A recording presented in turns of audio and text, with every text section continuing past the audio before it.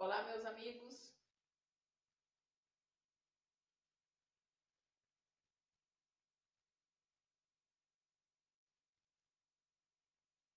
Olá, meus amigos. Bom dia a todos. Estamos aqui mais uma vez no bate-papo com vocês.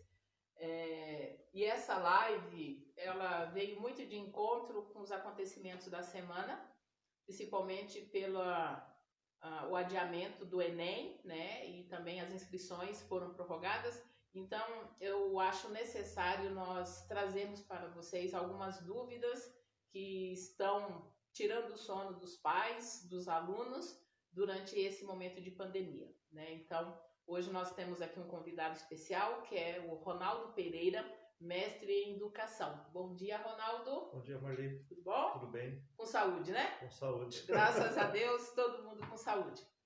E com essa questão da pandemia, que nós já estamos há 65 dias já no isolamento social, Ronaldo, nós percebemos dentro desse processo de Covid-19, de pandemia, né, que o mundo inteiro está passando, e o Brasil, principalmente, está trazendo à tona muitos problemas, principalmente na área social, que nós já tínhamos e foi deixado de lado aí durante um bom tempo. E nesse momento está principalmente afetando a todos os brasileiros, né? E no caso hoje nós vamos falar de um problema específico que afeta a todos os brasileiros, né? A todos os alunos brasileiros, que é a educação dentro da pandemia do Covid-19. Bom, primeiro, Enem, que estava todo mundo aí. Vai, não vai? Adia, não adia? O que você viu de tudo isso dentro do assunto especificamente Enem? Enem 2020, né? 2020. Bom dia a todos e todas. Eu queria agradecer o convite da Marli por estar aqui dialogando com vocês sobre os desafios da educação, principalmente os desafios nesse tempo de pandemia, né?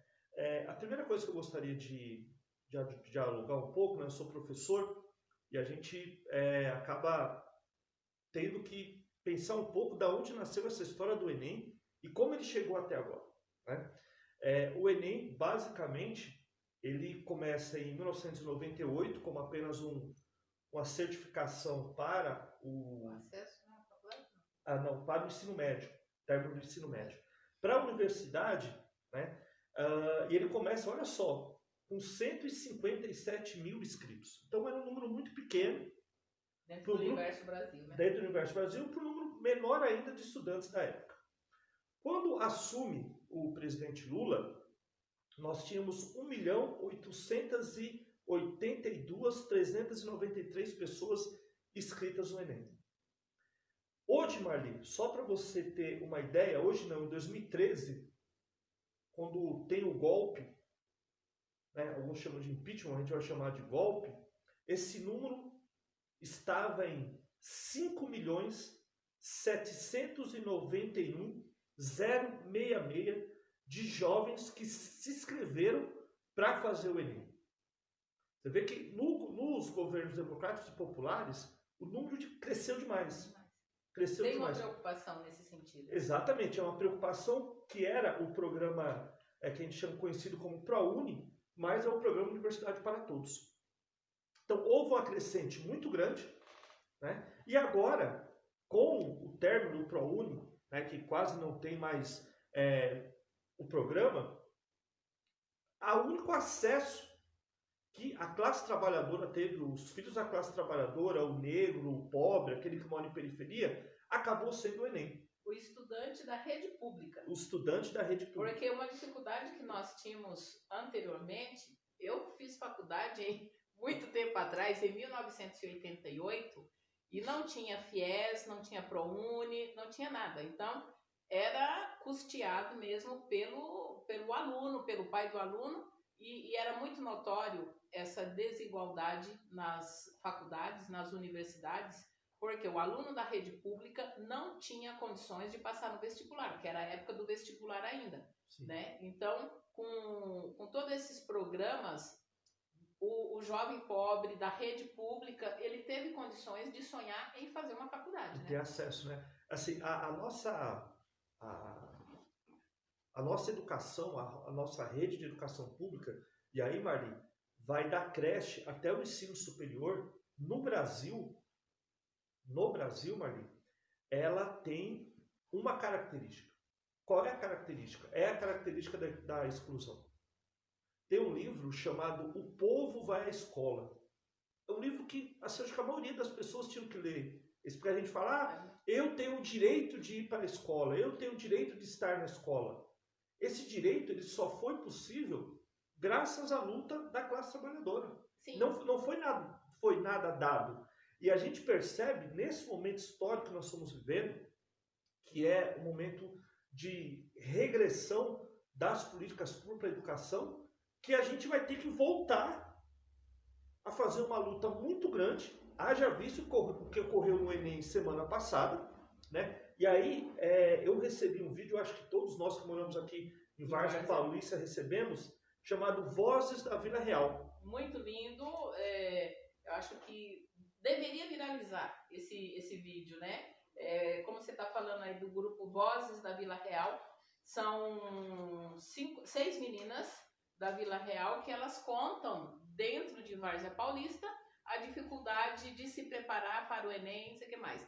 Aproveitando, deixa eu nominar essas meninas que são fantásticas, são os jovens pondo a sua voz, trazendo à tona os problemas que eles estão vivendo nesse momento. Então, as meninas que fazem parte desse grupo Vozes da Vila Real são a Núbia, a Mayra, a Juliana, a Ana, a Lohane e a Michelle. Então, é muito bom ver esses jovens despertando para trazer à tona essa discussão, né, Ronaldo? E outra característica muito importante, Marli, desse grupo é que todas elas são mulheres.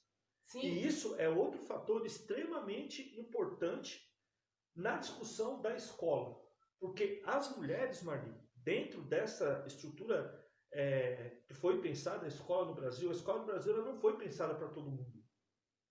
A escola no Brasil ela foi pensada para os filhos das elites governarem o Estado e a iniciativa privada.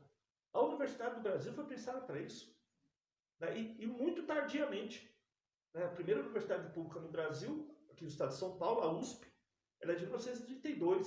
Se você for na Europa, tem escola que tem 500 anos. Né? Então, agora, a luta pela universidade pública, ela passa sim pelo Enem, né? Ela passa sim pelo Enem e ela passa sim por esses movimentos pequenos que acontecem no dia a dia dos bairros periféricos, do filho da empregada, do filho do pintor, enfim, de todo mundo que sentiu a necessidade e a vontade de entrar na universidade.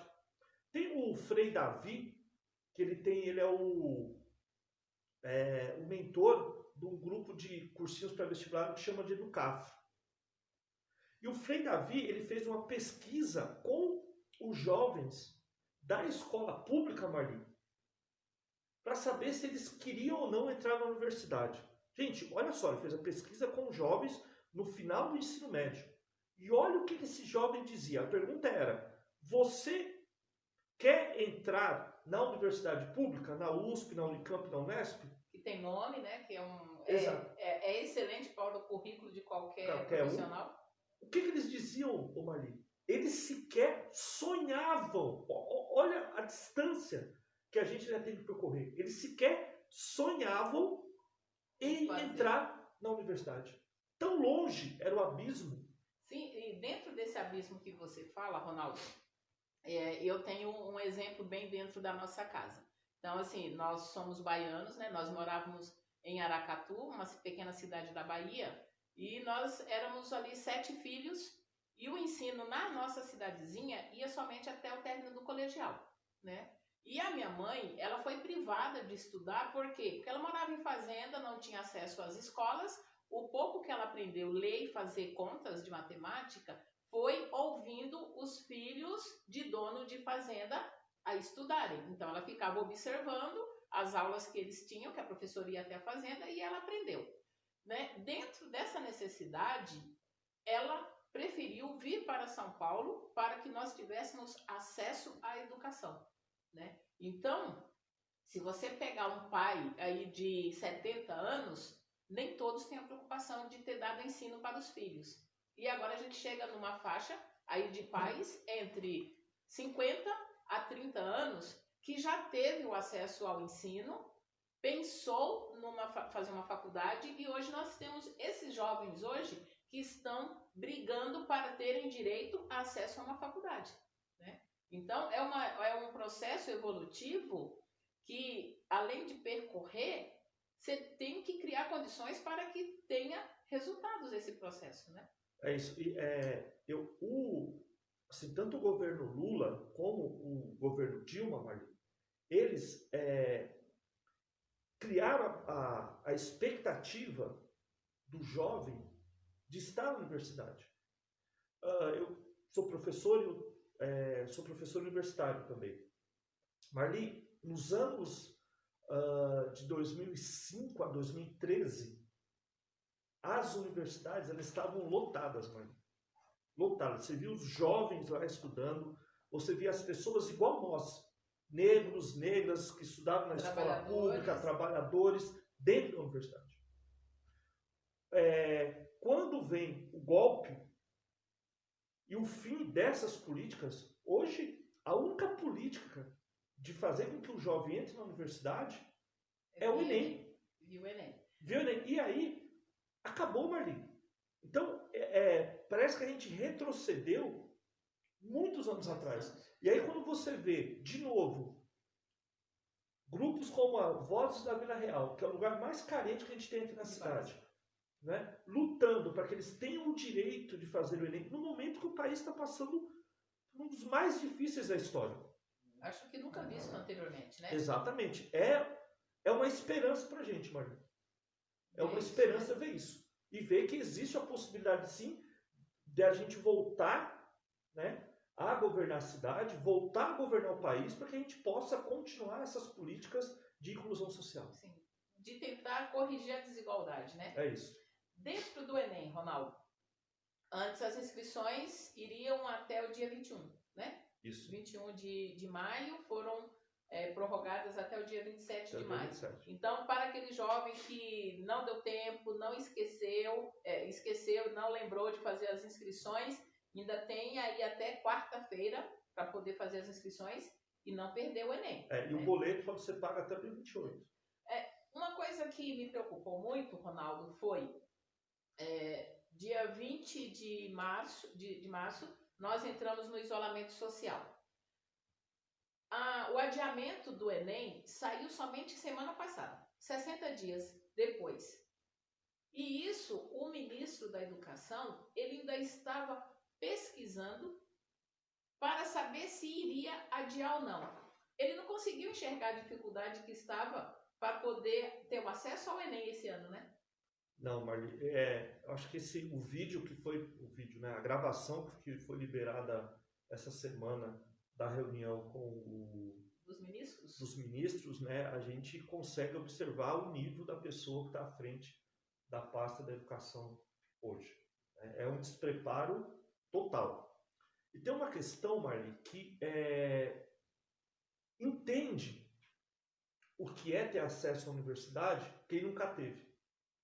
Quem sempre teve, né, para ele faz parte do dia a dia, não consegue enxergar. Dentro de todas essas dificuldades, não é só a dificuldade do acesso à educação. Quem nunca sofreu preconceito, quem nunca sofreu abuso, quem nunca sofreu discriminação, é difícil entender o lado da pessoa, né? O outro lado da história, né? E fica nessa briga aí, quem não tem mais. Então, mas o que a gente precisa tentar, não só nesse momento, mas desde sempre, é uma igualdade, né? Todos têm direitos iguais, isso garantido na Constituição. Sabe, o professor César Nunes, aqui da Unicamp, ele disse uma coisa assim que, na minha opinião, é estarrecedor. É estarrecedor. Quando ele faz o debate das cotas, né, da cota racial e da cota para quem estuda em escola pública. Ele fala assim, hoje, ou até algum tempo atrás, na Unicamp, existia uma cota ao inverso. 80, olha só, gente, de 0 a 100, 86% dos alunos que estudavam na Unicamp vinham de escolas particulares e com os pais com renda de no mínimo 10 salários mínimos. Os outros 14% eram advindo das escolas públicas, ou seja, pobres e negros, não é? Que vinham da escola pública. Ou seja, existe uma cota ao inverso para garantir, né, que os ricos, que os privilegiados sempre tenham acesso à universidade pública. Por isso que o discurso de meritocracia, Marli, não cabe. Não cabe. Né? Por quê? Porque a condição dada... São desiguais, né? São desiguais. Então, se a condição dada é desigual, o tempo de chegada é outro. E essa outra questão que assim, eu via muito, Marli, muito, na universidade, era, e ainda vejo hoje, mas com um número muito menor, era, primeiro dia de aula, você perguntava para eles assim, quem é a primeira pessoa da família a fazer faculdade? Marli, a maioria era a primeira e a maioria eram mulheres. Então você vê a segunda dificuldade, né? A primeira é de ter acesso.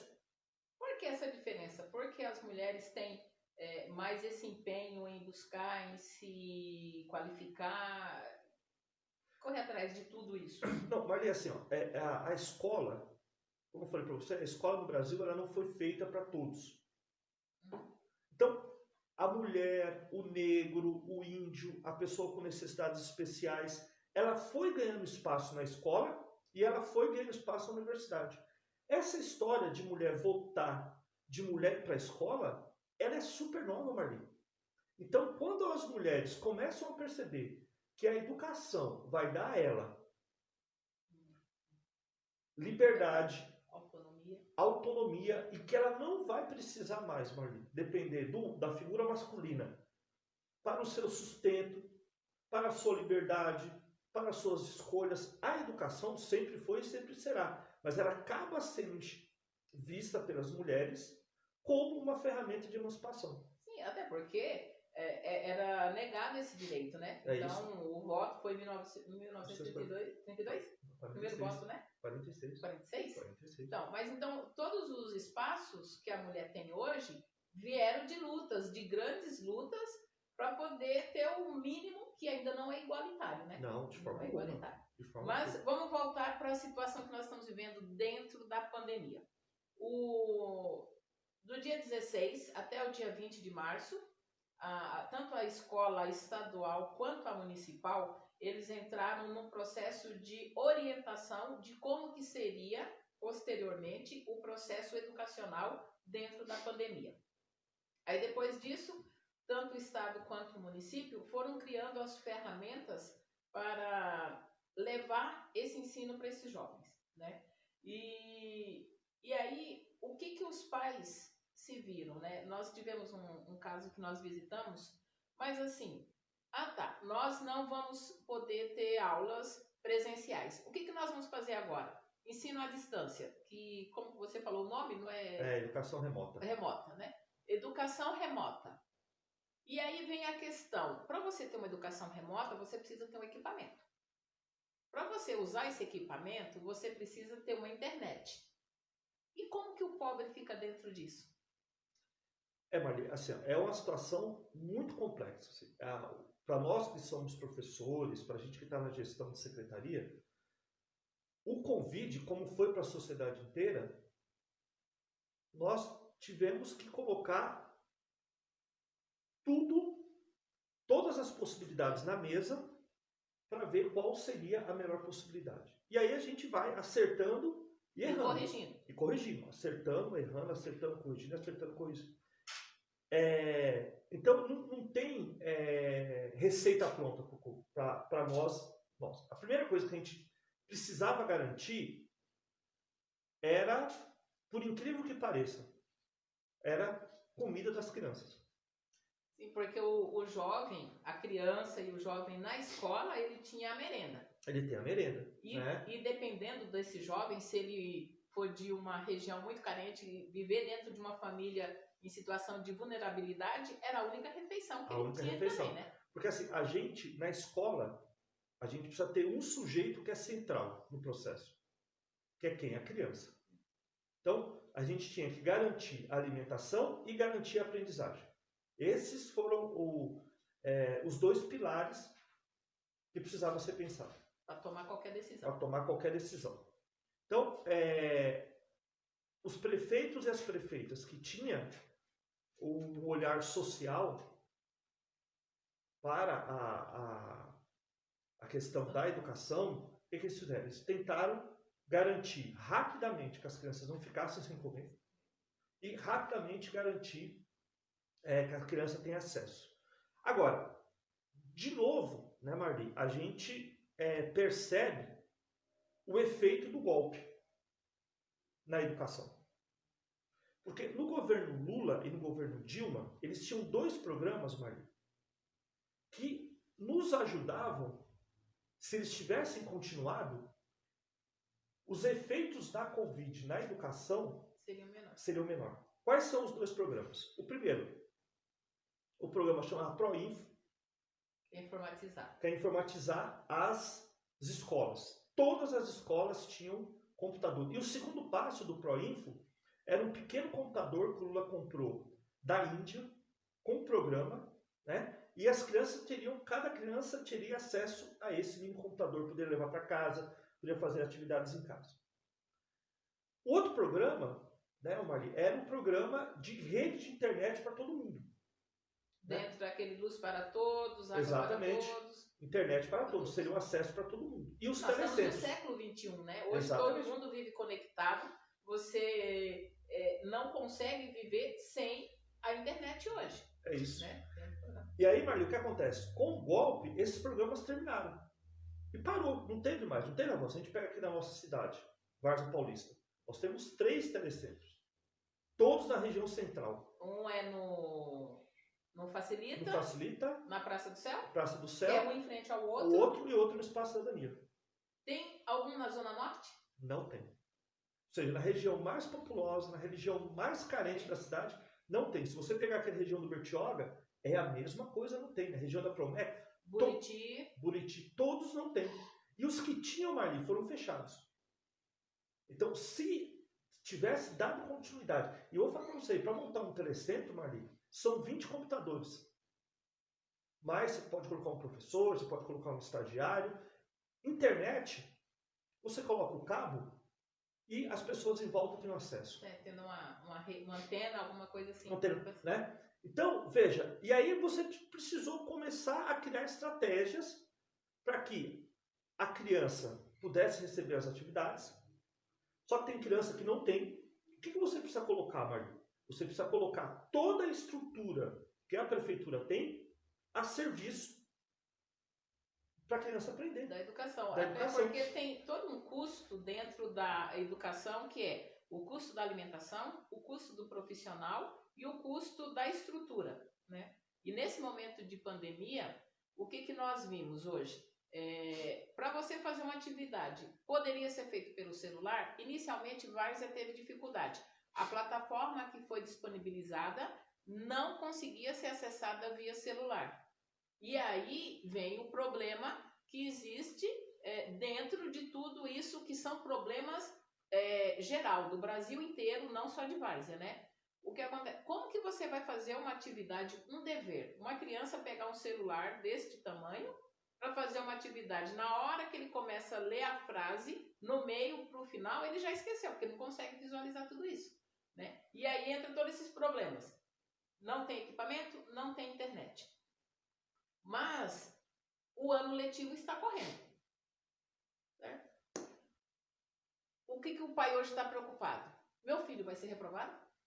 Então, Marli, houve a Secretaria Estadual de Educação, ela deu uma resolução dos 8/3/2020 para regular um pouco como é que a gente ia lidar com essas questões, né? Então,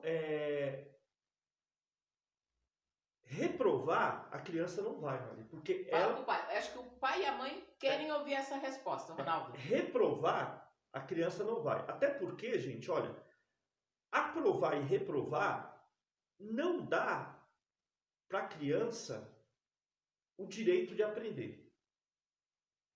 A criança vai para a escola para quê? Ela não vai para aprovar e reprovar. A criança vai para a escola para aprender. E a educação, gente, ela é mais ampla do que a sala de aula. Hoje, as nossas crianças, elas não estão aprendendo aquilo da relação da escola. Mas todo o ambiente que ela está é um ambiente educador. Quanto tempo fazia, e aí a gente precisa ver o lado, não sei se o lado bom do Covid, né? Tudo aquilo que a gente tinha perdido historicamente, porque o pai trabalha, porque a mãe trabalha e tal, nós estamos reconquistando. Que é o quê? O pai ajudar o filho na medida do possível daquilo que ele sabe. Mas, Ronaldo, nesse ajudar, e o pai que não tem a instrução suficiente para auxiliar o filho nesse dever de casa? Ele tem que ser honesto, Marlene. Olha, meu filho, eu venho de classe popular. Meu pai e minha mãe são analfabetos. Meu pai já faleceu, a mãe está viva.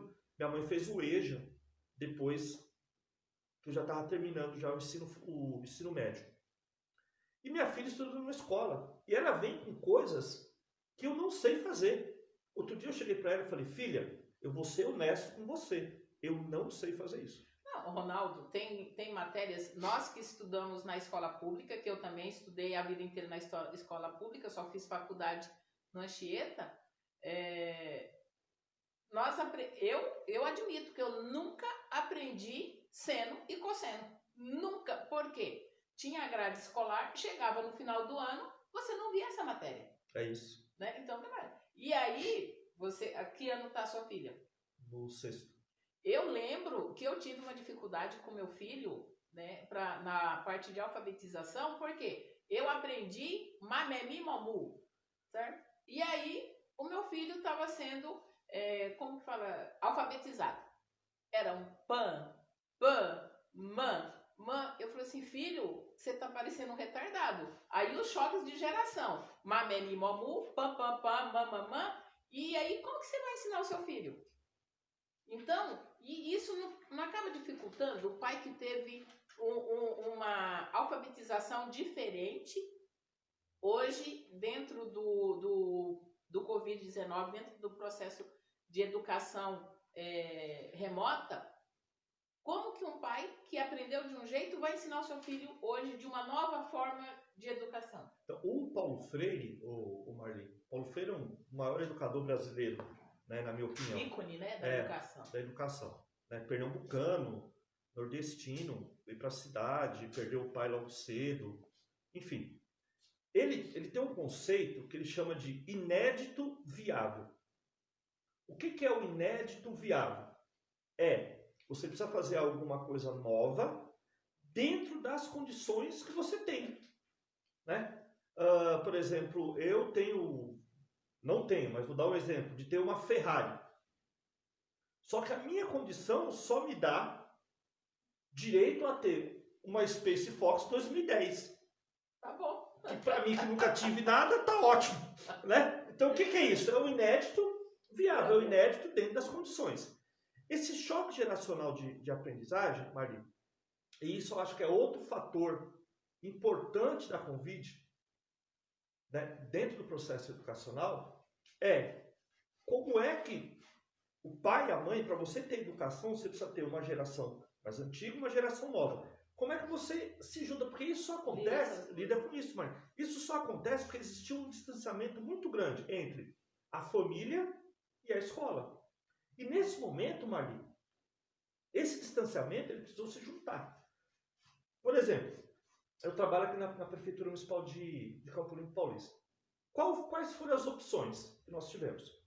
Então, a gente, em primeiro lugar, com a educação remota. Olha, vamos colocar as atividades no Facebook da escola. Vamos passar por WhatsApp. Por último, se o pai vai buscar atividade na escola. Em último caso. Em penúltimo. Se em último caso o pai não tiver condição de buscar na escola, o transporte escolar leva essa atividade até a criança.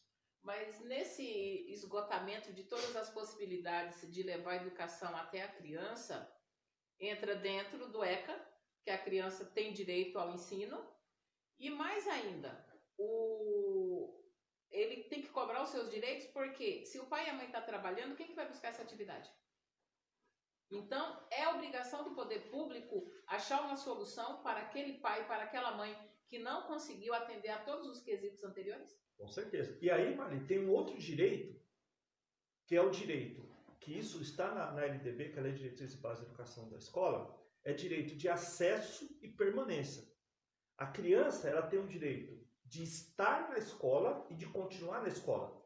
E aí, Marli, por isso que esse diálogo que o pai tanto se preocupa, meu filho vai ser aprovado ou vai ser reprovado, quando as aulas voltarem, quando tiver condição social das aulas voltarem, Marli, haverá uma avaliação diagnóstica.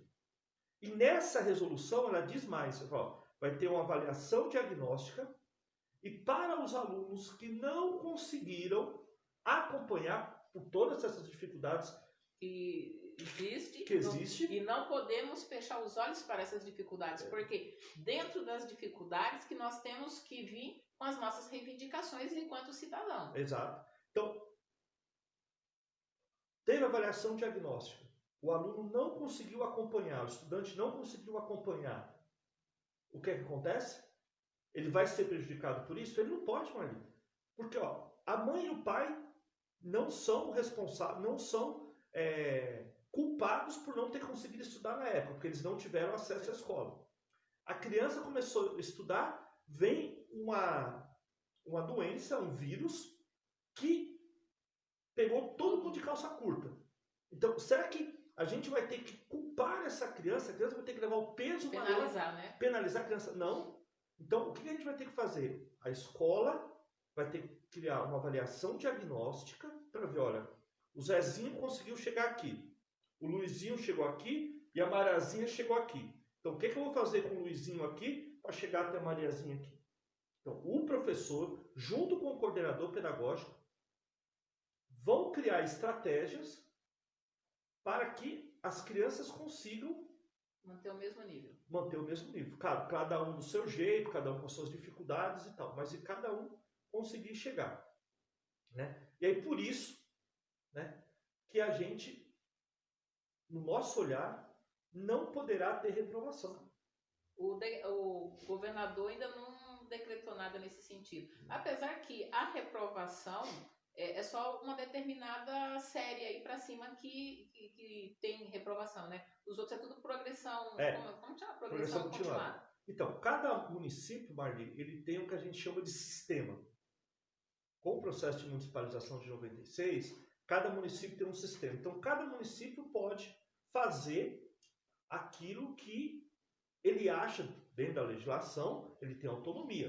Por isso, se a gente for pegar Jundiaí, Várzea, onde nós estamos, e Campo Limpo, que são cidades co-irmãs. E dentro do aglomerado urbano. Cada município, Marli, foi criando as suas políticas e as suas possibilidades. Né? Na minha opinião, não poderia ser diferente, eu acho que Campo Limpo, dentro desse processo que a gente está vivendo, foi quem deu respostas mais eficientes e mais rápidas para o problema que a gente está tendo com o Covid. Dentro de qualquer situação de dificuldade, é muito necessário a rapidez de solução desses problemas, né? Quanto mais o poder, por exemplo, dá só um exemplo para você. A questão do kit de alimentação que foi dado para as crianças. Que era dentro de uma das coisas que nós tínhamos conversado, que antes de tudo, antes do acesso à educação remota, antes de se pensar em alguma coisa, que você comentou comigo, que a criança ela tem que comer, ela tem que ter o direito à alimentação, porque de barriga vazia você não pensa também, né? Nem o pai, nem a criança. E aí dentro dessa fala, comida para as crianças, porque da infância, o aluno ali da primeira infância, tinha refeição, tinha Quantas refeições, falou? São 5. 5. De creche que são serve 5. da creche. São 5 refeições, aí depois vem A a educação infantil 2, que é uma só. uma só, e depois, É uma só. né, que o município vai custear essa alimentação. O que vocês resolveram dentro dessa questão da alimentação para o aluno? A gente comprou um kit, né? É claro que a gente não conseguiu dar 5, aquilo que a gente faz na creche a gente não conseguiu, são as 5 refeições.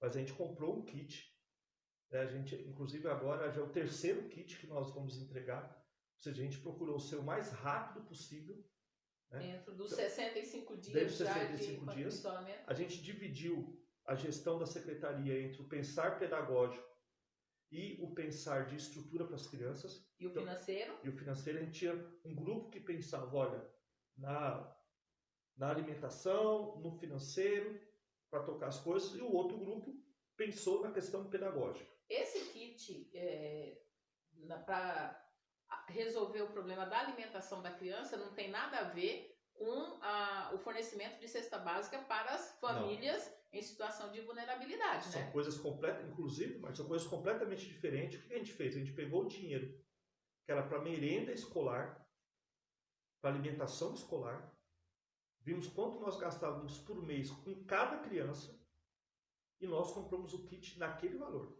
Agora, isso é uma coisa. Agora, o município, ele tem um outro programa que não é da educação. Eu não posso pegar dinheiro da educação e inventar para outra pasta, né? Então, o município tem um outro programa que é de entregar a cesta básica para as outras famílias. Agora, a gente difere, Marli, e aí que é o olhar diferente nosso. Por exemplo, o governo do estado, ele ofertou cesta básica para as crianças, na verdade foi o cartão, apenas para aquelas que estavam no cadastro do Bolsa Família. Nós dissemos não. Mas não para toda a rede, né? Para toda a faixa etária de aluno. Nós entregamos para todo mundo, Marli. Todo mundo, porque o estado ele vai atender alunos só do cadastro do Bolsa Família. E do ensino médio para cima. Não. É o fundamental. E só quem tem o cadastro do Bolsa, ou seja, as outras crianças, que o Bolsa Família, eu acho que a pessoa recebe no máximo R$220. O Bolsa Família, geralmente quem está sendo beneficiado pelo Bolsa Família já são famílias que estão em situação de vulnerabilidade. Eu pergunto para você, Maria. E o pai que não estava dentro dessa situação ficou desempregado, teve a redução de salário e aí não foi atendido. Não foi atendido. O que falta? Falta olhar social, Maria. Sim. Falta olhar social. Falta compreender o que é viver numa periferia, o que é passar necessidade. Não é? Então, por mais que o governo do estado, na minha opinião, na área da saúde está acertando algumas coisas, na área da educação continua o caos. Continua o caos. Quando você fala dos recursos da pasta da educação que não pode ser destinado para outras pastas, me veio à mente a seguinte pergunta. Dentro do ensino municipal, nós temos os transportadores, que tem que levar a criança, às vezes, de uma escola para outra, que tem um custo mensal. Nós temos as empresas que fornecem a merenda, que também tem um custo mensal. Os profissionais da educação, elas estão aí dentro dos planejamentos. Eu acho que também estão trabalhando muito mais, porque agora tem que, além do material que já estava preparado para as aulas, agora tem que readaptar para ser um material online à distância, né? O município poderia pegar, então, esses recursos que seriam pagos para o transporte, para a alimentação e investir dentro dessa estruturação? Marli, as verbas elas são casadas. Então, o que é transporte eu não posso usar para outra coisa. Mas aí poderia ceder o transporte para levar o material para o aluno na casa dele? Pode. Pode.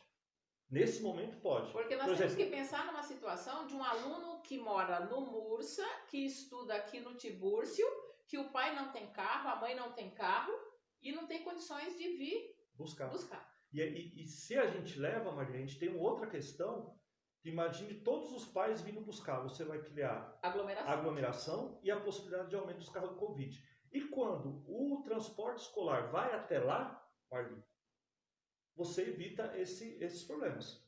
você evita esse Que aí é problema. atendimento, né? Exato, exato. O atendimento está em loco. Né? O atendimento até o buscar as atividades na escola, como está sendo feito aqui em Várzea, eu moro ali perto do Eric Becker. Né? Os primeiros dias tinha fila. E aí, e nem estava sendo obrigatório ainda o uso da máscara, né? Exatamente. Agora não. Os primeiros dias está tendo fila. O que falta? Falta sensibilidade. Falta se colocar no lugar do outro. Não é? Falta isso. Porque entre essa acessibilidade, ter o controle da fila, tudo bonitinho, eu fui buscar as atividades do meu filho que estuda no Gandra e tinha uma pessoa na porta com álcool em gel, controlando o acesso dos pais, tudo bonitinho.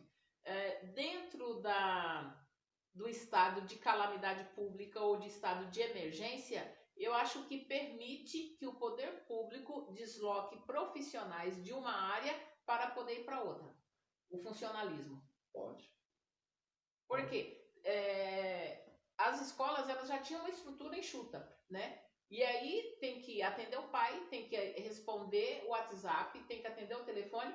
Acabou super lotando de serviço as secretarias da educação, né? Assim, tanto os professores quanto os gestores, a gente teve que se desdobrar para poder dar conta disso.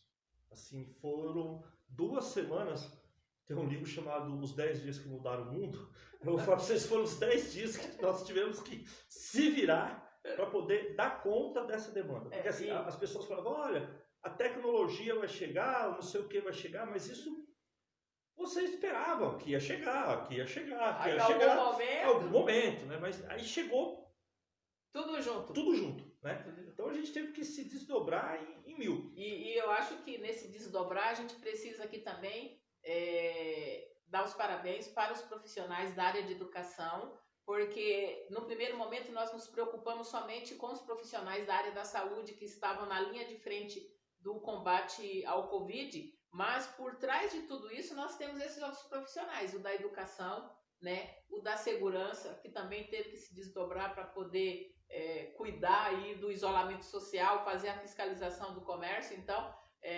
a gente precisa lembrar realmente de todos os profissionais que têm a sua importância dentro da sua área, dentro da sua secretaria, e porque nessa dificuldade, os professores foram os primeiros a receber as reclamações, né? É isso. Sentir logo. Porque assim, o profissional da saúde, quando teve o isolamento, ele teve um tempo, não vai mais para o hospital, e tal, os hospitais ficaram um pouco vazios e tal. Uhum. Nós, a educação, não tivemos esse tempo. Não, né? Nós não tivemos. Vai começar, as crianças vão ficar em casa e a gente vai ter que se virar para dar conta disso. Né? Se virar ou não. Né? Porque outro dia eu estava conversando com minha filha, eu quero mandar um abraço para ela, que ela falou que eu tinha que mandar um beijo para ela. E Ana Clara e o Pedro. Beijo pro meu pai, para minha mãe. Eu também vou aproveitar e mandar um beijo pro meu pai e para minha mãe, que fizeram ontem 61 anos de casados. Viu, pai e mãe? Amo vocês. Parabéns aí. Então, assim, aí ela falou para mim, filho, pai, a minha amiga não está indo para a escola. Não está tendo atividade. Né? Aí a gente vê, o Marli, como de novo... Não, meu filho hoje reclamou que a rede estadual? Privada, como já tinha toda uma estrutura, eles vão ter férias normais. E quem é da rede pública não terá férias, porque foi antecipado as férias. E agora que continua o ensino, mesmo à distância, continuamente. Né? Aí você percebe, Marli, como ainda, apesar de alguns avanços, como ainda essa distanciamento da qualidade do ensino da rede pública para a rede privada, de algumas escolas municipais, outras não. Na nossa opinião, é inadmissível isso. Que nós estamos perdendo uma geração. E dentro do século XXI, de toda a tecnologia, toda a TI,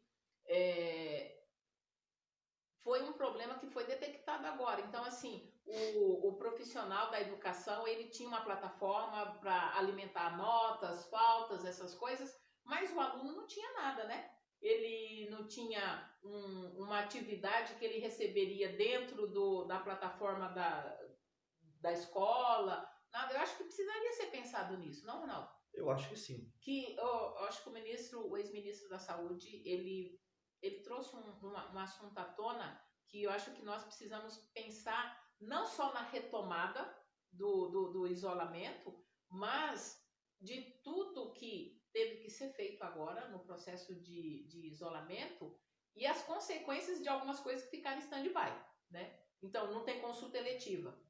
Mas quem está doente? Quem passa pelo pré-natal? Eu atendi uma cliente sexta-feira e ela reclamou que ela já está no 8º mês de gestação, não tem consultas de pré-natal. Dentro da escola também, né? Mas o que nós poderíamos pensar em termos evolutivos dentro da educação, tirar o de bom do Covid? Porque as pessoas tendem a olhar somente o lado ruim da situação, né? Mas aí o que nós poderíamos tirar de bom dentro desse processo de pandemia, dentro da educação? Eu acho que, primeiro, nada será como antes. Absolutamente nada. O Wilson, que é o secretário que está lá em Campo Limpo, ele fala que a história das tecnologias dentro da sala de aula é algo que não volta mais. Eu também acredito que Porque não volta. Antes o aluno era proibido de usar o celular em sala de aula. Exato. E hoje o celular é a ferramenta de estudo do aluno, né? É isso, é como se fosse o kit de material escolar que vai precisar ali de algo, né? E isso, Marli, serve também para nós educadores. Por exemplo, eu nunca tinha usado essas ferramentas de que a gente faz reunião Zoom, o que o Mauro falou para nós, não sei das quantas. Zoomint, né? Zoomint, essas ferramentas. Tem o Skype. O Skype eu nunca tinha usado. E da terça para sexta, porque teve que aprender? Eu tive que aprender, eu tive que lecionar, eu tive que usar o material. Então, isso na área da educação. O profissional, os professores, eles sempre têm uns treinamentos. Formação. Nunca foi pensado nessa questão de capacitação tecnológica? Marli, o professor, ele é igual, ele vem da sociedade igual todo mundo, né? Então, tem uns que você percebe que eles usam e são os mais novos. Tem mais facilidade. Imagine um professor que começou a lecionar 30 anos atrás. Está em vias de se aposentar. Então, para ele, tudo isso é um monstro. É um monstro. E imagine o esforço que essa pessoa teve que fazer. Gente, ó... É desumano. Não, é desumano e nós temos que realmente valorizar isso, porque eu tenho a minha irmã Cleonice, que é professora também, está aposentada agora, mas ela gosta de estar mexendo com internet, com informática, essas coisas.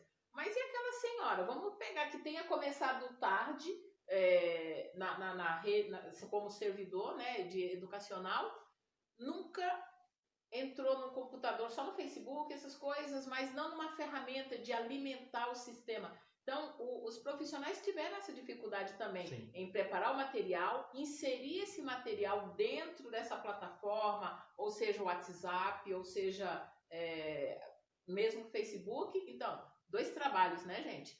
Preparar o material e inserir esse material, né? Isso. E como que tira a dúvida? Manda pergunta e responde. Manda pergunta e responde. Aí tem o WhatsApp, tá? Cada escola nossa lá tem um número de WhatsApp, ou manda pelo Facebook da escola, ou quando retorna a atividade. Manda pelo WhatsApp, o que mais? O professor tem o seu celular particular, o seu computador particular. Houve algum incentivo do poder público em fornecer internet para esse profissional? Equipamento para esse profissional? Olha, equipamento, Maria, a gente não deu conta. Agora lá nós passou pela Câmara R$150 para que ele pudesse ampliar, e quem não tinha, por incrível que pareça, já tinha um professor que não tinha internet em casa. Não, porque tem o Wi-Fi, né, que são esses provedores aí, e tem o 3G, que é o do próprio aparelho. Isso. E aí a gente pagou a internet, que era o mais difícil, né, para ter. Eles acabam utilizando o equipamento dele. Né? Mas a gente fez. Isso aqui em Várzea, disse que não tinha recurso, né? Agora, recurso para comprar Mas esse 10 mil de CD falso, teve, Mas né? o 1 milhão, mais de 1 milhão que veio só do governo estadual, que foram 1 milhão, né, 964 milhões, R$ 1.000, né, totalizando quase 1 milhão, mas veio o recurso do governo estadual também, poderia ter usado para equipar esses professores da internet, para esses professores, para poder fazer as atividades. Poderia, é ajuste de orçamento, né? Não, se mas tira daqui e põe ali, ajusta. Não, mas que veio, né? Veio dinheiro especificamente para usar no combate, não só acho que na saúde, porque tem a questão do desenvolvimento social, que era aí o fornecimento de refeição para essas crianças, e mais a questão tecnológica, porque se vocês começarem a usar esses acessos via internet para fazer uma reunião online, um acesso, a internet vai rapidinho, o seu pacote de 3G é muito rápido, então seria necessário talvez aí uma empresa fornecendo sinal para todos esses profissionais aí para alimentar, né? Então, só para você ter ideia, lá onde eu moro, eu tenho aula sexta-feira à noite e eu dou aula via o Zoom, o aplicativo. Sexta-feira passada, o bairro inteiro ficou sem internet. Sim. Sexta, e você entrava lá para reclamar, a resposta que tinha era: devido ao alto número de usuários, nós não conseguimos dar conta da internet para todo mundo. Sim, porque tem acho que uma quantidade de megas aí que é liberado para a região, então teve isso. Nós já sofremos esse boom aí digital nos carnavais, quando tinha uma concentração muito grande e ninguém conseguia acessar, ninguém recebia ligação, não fazia, não acessava nada. Ronaldo, dentro dessas preocupações dos pais, dos alunos, o ano letivo ele tem a carga horária. Sim. Dentro do Covid-19, dentro da pandemia aqui que nós estamos vivendo, essa carga horária a ser cumprida provavelmente vai ser desconsiderada? Como que vai ficar? Não, é assim, Mari, a gente trabalha com 1.600 horas por ano. Todo ano o ensino fundamental tem 1.600 horas. A resolução, o que ela permitiu? Então ela pegou as horas do que já tinham trabalhadas. Até dia 20 de março. 16, né? 16. Porque estava em... Aí ficou o seguinte, Mari, 800 horas de ensino presencial e 800 horas de ensino remoto. Agora, essa 800 horas de ensino remoto é uma projeção, Mari. Por que uma projeção? Porque a gente não sabe efetivamente, eu acho que quem tiver essa notícia vai ganhar muito dinheiro, é quando a nossa vida, quando as crianças poderão voltar à aula. Então, essa portaria que foi do dia 18 de março... Ela já tinha uma estimativa de um isolamento até tal data aí. Exato, ela dá 800 horas de ensino presencial e 800 horas de ensino remoto. Então, as atividades que os professores estão trabalhando com as crianças, o professor ele sabe mais ou menos quanto tempo demora para fazer. E a gente vai computando essas atividades, né, para poder dar as 800 horas. Então, a ideia, a princípio, é que a criança não perca. Entendi. E se esse isolamento se estender mais ainda, então aí seria caso de se pensar talvez em fazer uma reposição no começo do ano? Se as atividades remotas não derem conta das 800 horas, a gente está trabalhando com o que dá. Nós fizemos conta, fizemos conteúdo, a cada 2 meses tem replanejamento, né? Então, a ideia é que a gente não jogue o calendário para o ano seguinte. A ideia é que esse ano a gente consiga trabalhar o calendário com todas as dificuldades que a gente está tendo. E que tem aí um intervalo entre o encerramento do ano letivo 2020 para o início do ano 2021, até para descansar a mente do aluno, né? Porque é muito puxado, viu, Maria? É muito puxado. As crianças estão sofrendo muito. Não, e é difícil, Ronaldo, porque tem criança que é hiperativa, que tem a dificuldade, e querendo ou não, o profissional, ele estudou para isso, para entender a didática de transmissão do conhecimento. É isso. O pai e a mãe, ela não tem essa didática. Aí você põe o filho ali sentado para fazer atividade. Aí ele olha, pensa, não sei o que mais, e aí dentro do isolamento, você já está estressado, com medo de perder o emprego, recebendo a menos, não recebeu o benefício social, e aí você senta para poder fazer o dever com o filho. Tem casos de aumento de violência das crianças também? A violência doméstica aumentou bastante, né? Entendeu? Então, eu acho que talvez isso é uma consequência também do estresse do fazer o dever de casa com o filho também, né? É isso, com certeza. E não é fácil, né? Não é fácil. Eu estou indo trabalhar ainda alguns dias na semana, né, mas eu vejo que quem acaba fazendo um pouco mais isso é a minha companheira Elaine. Mas a gente percebe o estresse da criança, o estresse dela, dos pais, né? Porque a gente não dá conta, né, Marli? É muita coisa, né? Há muita coisa. E o Estado, ele deveria, Marli, garantir minimamente, a vivência daquela pessoa. E minimamente é o que, Marli? É comida.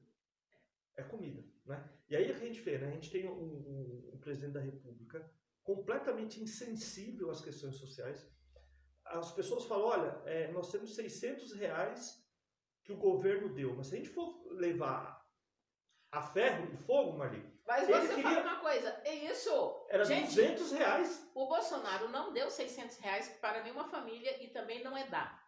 O brasileiro, ele paga o imposto dele e ele tem direito. Então, assim, todos os países da Europa, da América do Norte, concedeu um benefício porque foi iniciativa do próprio governo, porque é um direito do cidadão. Se a União tem recursos, tem reservas, tudo isso veio oriundo dos impostos que nós, cidadãos... Da riqueza que nós produzimos, né? Que nós produzimos, entendeu? Aí, na questão da aprovação desse benefício emergencial, primeiramente tinha vindo uma proposta de um salário mínimo, né? R$1.045, foi rejeitada. O governo, o projeto do senhor Bolsonaro, foi um benefício de R$200. Foi isso inicial, né? Isso. Então, aí ficou na negociação de 1.045 para 200, é uma diferença muito grande. E aí conseguiu chegar num valor fechado de R$600. Mas isso não foi proposta do governo, não foi o governo que está dando. Foi os seus deputados, os seus senadores que você votou, que você elegeu, que estavam lá brigando para que você tivesse agora um retorno do imposto que você paga, né? E não foram todos os deputados também, foram os deputados que têm dos partidos mais à esquerda lá, que tentavam, que tem a proposta do renda mínima, do renda cidadã, né? Então a gente precisa tomar muito cuidado. A proposta do atual governo era R$200. Que é uma vergonha. Se com R$600 não está dando para nada, imagine 200. Nossa, é um absurdo, né? Complicado, né? E eu acho que dentro do que você falou, desse estresse, do isolamento social, da violência contra a criança, nós fizemos uma live anteriormente falando da violência doméstica, mas nós focamos mais na violência contra a mulher, e agora me abriu uma preocupação muito grande dessas crianças que talvez estão sofrendo violência, né, Ronaldo? Né? Com certeza, Marli. Eu acho que agora os conselhos tutelares, então, eu acho que como você pode fazer uma denúncia no caso da violência doméstica, da violência contra a mulher, você também pode fazer a denúncia contra a violência contra as crianças, gente. Vamos nos preocupar também com esses jovens que estão em casa, com essas crianças que não é por falta de estrutura familiar, é por uma questão inusitada que nós estamos vivendo dentro dessa pandemia. O pai está sem emprego, a mãe está sem emprego, ou se está trabalhando, teve redução com certeza de salário e com uma preocupação eminente de que possa perder o emprego. Então, são N problemas dentro desse confinamento que a criança pode receber uma parcela, né, dessas consequências. Então, os conselhos tutelares, acho que estão sendo acionados, mas você vizinho, você parente, que se observar uma violência contra a criança, faça a denúncia. Não é que você esteja prejudicando o pai, você estará protegendo uma criança que, nesse momento, ela está sendo vítima. Então, fica aqui um alerta também para que as pessoas possam usar disso aí. Ronaldo, a gente falou do EJA, mais ou menos, que a sua mãe fez EJA. O EJA, ele é um projeto de ensino semestral. Dentro do Covid, como que fica o EJA? É uma dificuldade grande, né, Marli? Porque assim, a maioria das pessoas que estão na EJA são já idosos. Então, o que a gente está fazendo? A gente está entregando as atividades para eles, eles estão fazendo as atividades e estão entregando de volta, né? É claro que há uma preocupação dos educadores de estar preparando essas atividades conforme a realidade deles, né, dos educandos, educação de jovens e adultos, mas nós já tivemos um primeiro semestre, vai ter que avaliar, né? Que deve encerrar agora em junho, né? E depois vai continuar o outro semestre, vai passando as atividades, né? Mas com mais essa dificuldade deles não terem, vamos dizer assim, uma aproximação tão grande das tecnologias, né? E nem tá a proximidade com o professor dele, com o profissional que tem a didática, porque o que às vezes as pessoas não reconhecem que dentro da profissão de professor tem o dom, né, pessoal de transmitir o conhecimento, de entender a dificuldade do aluno e ele ver uma nova forma de transferir esse conhecimento para o aluno. Porque o pai e a mãe não têm. Eu tenho um problema aqui em casa, eu tenho 2 filhos, a Gabriela, que é mega estudante, mega interessada, e o Augusto, que nesse processo de férias e ensino à distância, ele passa a maior parte do tempo deitado, e aí fala, filho, vamos fazer o dever? Mãe, é amanhã para entregar, que teve entrega de material dia 20, é amanhã. Então, o pai não tem essa didática, né, de lidar com os temperamentos diferentes do filho e das, vamos dizer assim, habilidades de cada um, né? Marli, eu acho que uma coisa que eu espero que mude na nossa sociedade, depois do Covid, eu acho que são 2 coisas boas, é a percepção da família junto com a criança, do trabalho, e a valorização do profissional do magistério. Essa a engrenagem da educação, ela necessita desses 2 sujeitos. E se encaixarem, né? E se encaixarem. Não é? Então, o Covid ele está nos obrigando a repensar uma série de valores e uma série de questões que a gente não queria porque o tempo não dava. Não. E agora a gente tem tempo para tudo.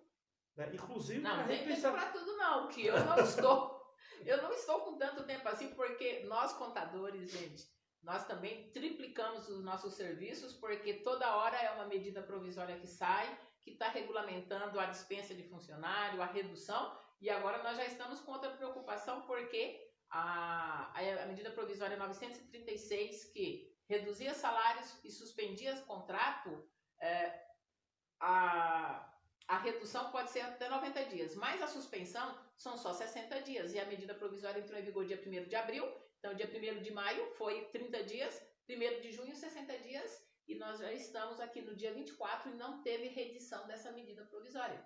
Então, o nosso trabalho está triplicado. Igual dos professores. Não estou em casa só descansando, né? Então, os professores, então, são esses profissionais que triplicaram o seu serviço, por quê? Porque eles se colocam à disposição, se doam inteiramente para exercer sua profissão dentro desse processo de Covid, né? É isso. Ronaldo, falando de Várzea Paulista, o que você vê, o que você pode falar da condição da primeiríssima infância? E aqui foi uma pergunta do seu José Maria, porque eu acho que nós tentamos contemplar todas as preocupações dos pais e dos alunos também nesse momento, né? E como que está a nossa primeiríssima infância aqui em Várzea Paulista? Marli, a educação aqui de Várzea, depois da saída do governo Eduardo e do Partido dos Trabalhadores, ela decaiu demais. A primeira questão que eu acho que era um diferencial era o olhar para a formação do professor. O professor ele sai da universidade e ele faz a sua primeira formação lá, depois ele vem para cá E aí a responsabilidade de formar esse professor é do Estado, ou seja, é nossa. Todo o processo, Marli, de formação, ele acabou. Então, essa é uma questão. A segunda questão, Marli, é o sucateamento das creches. Por que sucateamento? Porque nos últimos 8 anos, Marli, não foi inaugurado uma única creche nova. Na verdade, foi inaugurada uma creche que foi começada. Exatamente, aqui atrás da... América, né? Não, aqui atrás do... Ah, não, esse é o Jardim Itália. O Zé Raimundo é lá... É lá perto da minha casa. Então, veja, será que a cidade de Várzea Paulista não cresceu? Não tem criança? Não tem neném? E são as vagas de creche. E são as vagas de creche. Aí o que acontece, Marli? Eu não inauguro creche, eu não amplio creche. O que acontece com o atendimento daquela criança que está lá? A creche, ela superlota. O profissional que tinha que cuidar de 5, cuida de 7, 8. O que acontece com a qualidade? Ela cai. E aí, Marli, eu vou falar isso com muita tranquilidade, porque quem cuidava disso aqui no governo de Várzea era o Ronaldo. Quando nós saímos daqui, nós deixamos, nós que eu digo, a gestão do PT, do prefeito Eduardo, 3 projetos de entrega de creche que não andou, que não fizeram. Por que não fizeram? Porque não tem vontade política, Maria. Não tem vontade política. E aumenta o número de vagas, aumenta não, a demanda, né? A demanda aumenta. E aí tudo via liminar. Via liminar. Aí você é obrigado a colocar a criança na escola. Por exemplo, na região norte. A região norte é uma região que mais cresce aqui no município. Na gestão do prefeito Eduardo, foram construídas 3 creches na região norte. 3 creches. Para a infância, Hilda Arnes, e a outra que eu não vou lembrar o nome. Nos últimos 8 anos, Marli, quantas creches foram construídas na região norte? Nenhuma. Não tem dinheiro para fazer creche, faz convênio. Descaso. Um descaso. Do ensino fundamental, Marli, a situação é pior ainda. Porque há 8 anos atrás, nós já teríamos que ter construído 2 escolas na região norte. Pelo número de alunos. Pelo número de alunos. Quantas foram construídas, Marli? Nenhuma. E como você avalia a qualidade da educação de um município, Marli? Através, um dos fatores é o número de alunos na sala de aula. E outra questão muito pior. Por falta de enfrentamento do atual governo, nós assumimos 700 crianças que estavam regularmente matriculadas na rede de Jundiaí. Isso dá 1.300.000 por ano. E vem recurso para isso. Vai para Jundiaí, porque as crianças estavam matriculadas lá. Agora, como é que pode um município pobre assumir 1.200.000 por ano? 1.200.000, Marli, dá para construir uma creche. Então, é horrível. E o pior, o que a gente vê na cidade? Ministério Público, prefeito com bens bloqueados, secretário de Educação bloqueado, respondendo processo, Polícia Civil e Polícia Federal numa cidade que nunca existiu. Esse é o quadro da situação aqui da educação do nosso município. Então, nós temos que mudar. Se a gente quer que a cidade de Várzea Paulista não perca, Marli, essa geração, por exemplo, Enem. Enem nós tínhamos aqui na cidade, e eu falo que o responsável era o companheiro Luiz Henrique, sala de cursinho para vestibular no Espaço Cidadania. Acabaram, Marli. E é necessário, né? E se faz necessário. Então, nós estamos aqui na cidade de Várzea Paulista, infelizmente, Marli, infelizmente, nós estamos perdendo uma geração por incompetência do atual governo. E isso tem um reflexo no futuro, porque a educação que você dá para os seus jovens, ele vai refletir, consequentemente, em bons profissionais retornando para o município. É isso. Né? E nós temos aqui as meninas lá Vozes da Vila Real, que traz uma dificuldade que não é só a Vila Real que vive. Nós temos jovens com dificuldades no Buriti, na Popular, aqui na Promeca. Então, assim, o país tem muitos jovens necessitando de estrutura, de suporte para que consiga ter acesso às universidades. E eu acho que nós precisamos pensar realmente nessa situação. Quando a Constituição fala que toda criança tem direito à educação, o direito, tudo bem. E a condição dessa educação? Que é esse o problema que nós temos que enfrentar. Quais as condições que nós vamos dar para que essas crianças tenham a educação, né? Então, precisaríamos de bons profissionais, boa estrutura e um olhar humano para essas necessidades, né? Para essas políticas que precisam ser desenvolvidas no município, né? Bom, eu acho que nós conseguimos resolver ou tirar pelo menos um pouco da preocupação dos pais, mas, Ronaldo, dentro desses estresse todos que nós estamos vivendo dentro do Covid-19, eu vou falar para você pai, para você mãe, o que eu estou fazendo enquanto mãe, porque eu sou mãe e pai.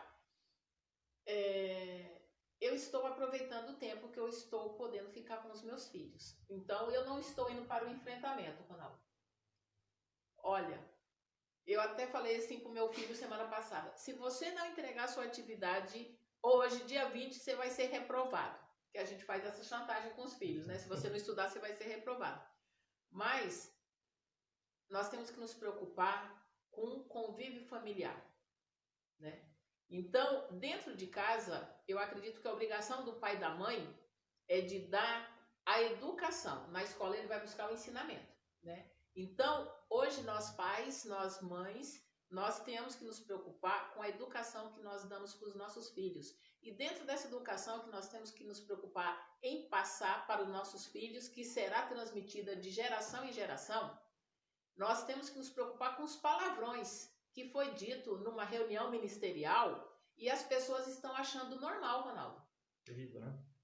Compararam a saudosa Dercy Gonçalves com os palavrões que ela falava. Gente, a Dercy foi discriminada, ela foi repudiada por conta do que ela falava. Lá atrás, ela sofreu censura, ela foi muito criticada e ela só chegou à sua fama na idade já velha, né? Não foi nem idoso, adulta, né? Na idade adulta. Então, ela criou ela teve que superar um preconceito, ela teve que se reinventar para que não passasse fome na velhice dela. E eu vi comentários no Facebook, as pessoas comparando a fala de um senhor presidente de uma nação com uma fala de uma atriz de pornochanchada dos anos lá atrás, que ela sofreu muito e ralou. Dentro da minha casa, eu exijo um pouco de respeito com os meus filhos, que ele tem que saber com que tom fala comigo, e eu tenho uma hierarquia. Quem manda aqui na minha casa sou eu. Eu lembro quando eu era pequena, quando a gente falava algum palavrão, minha mãe já dava um tapa na boca e falava assim, se quer perder os dentes? Isso, nós temos que nos preocupar, porque não podemos ser permissivos. Permissivos, que é você permitir que tudo que nós construímos, uma questão de moral, de ética, seja desconstruído em defesa de uma pessoa, gente. Esse, Ronaldo, a educação que os pais têm que falar, que tem que passar de geração em geração, se chama respeito para com os demais, se chama respeito para com os profissionais, que há pouco tempo foi criado uma coisa chamada assédio moral. Que o assédio moral é quando um superior humilha os demais para que seja respeitado e que a sua autoridade seja obedecida. Então, o assédio moral existe em determinados momentos, gente. Então, tenhamos muito cuidado com as defesas que nós fazemos para que nós não desconstruímos as nossas noções de moral, de ética e de educação e de transmissão de conhecimento de geração em geração. né? Então, aqui na minha casa, os meus filhos, se falam palavrão, falam por trás, porque na minha frente eu não permito. E não é porque o senhor presidente da República falou palavrão numa reunião ministerial que nós tenhamos que colocar isso dentro da nossa doutrina de ensinamento.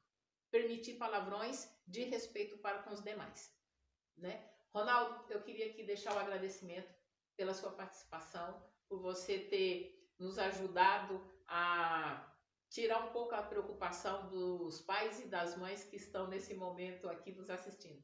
Eu agradeço o convite, Marli, e já me coloco à disposição, se precisar, a gente vem aqui conversar um pouco, a gente sempre aprende mais.